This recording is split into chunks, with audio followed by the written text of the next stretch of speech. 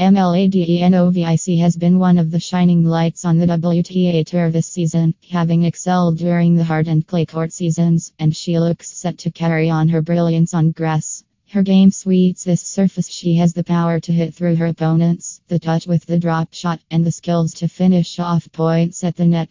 Mladenovic has enjoyed a fine record on grass in the last couple of seasons. The French woman made the quarterfinals in Hertogenbosch and the semi-finals in Birmingham in 2015, while she was runner-up in Hertogenbosch and a quarter-finalist in Eastbourne in 2016. For all her good work in the build-up events to Wimbledon, she hasn't quite cut it on grass' greatest stage, with her best showing at the All England Club being her third-round run in 2015. She has failed to get past the opening round in her other appearances at SW19.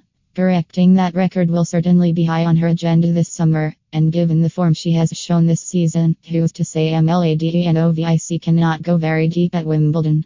Interestingly, her year got off to a slowish start, as she failed to cross the first hurdles in her first two tournaments in Hobart and the Australian Open, but she surged into form with her title-winning run in St. Petersburg, which incidentally remains her first and only WTA title. She has come very close to adding to that tally on several other occasions this season, falling in the finals in Acapulco, Stuttgart and Madrid. She also reached the quarterfinals at Indian Wells and Roland Garros. Given the sharp and often uncomfortable transition from clay to grass, Mladenovic unsurprisingly struggled to shake off Japan's Risa Ozaki in her opening match in Hertogenbosch. Osaki actually served for the opening set at 5-4, but Mladenovic reeled off 3 games in a row to take the opening set, and lost just one more game as she got into her stride in the second set. She was solo off the blocks again in her second round meeting with Belarusian Fed Cup star Alexandra Sasnovich, who had beaten her in the opening round at Wimbledon last year in their only previous encounter. Mladenovic dropped her serve 4 times on Thursday to lose the first set 6-3, but she defended her serve more stoutly in the second and third sets, saving a whopping 14 break points, including 10 in the final set, on her way to a 3-6, 6-2, 6-2 victory.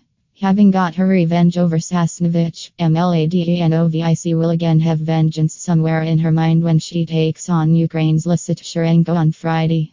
Tsurenko is one of 3 women to defeat Mladenovic in finals this season, having stopped the French woman in Acapulco in February.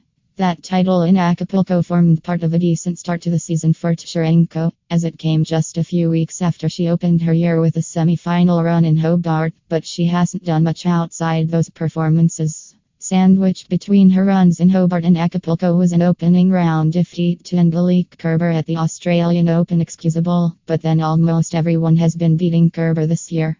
And following her Acapulco title were 5 straight defeats at Indian Wells, Miami, Charleston, Prague and Madrid.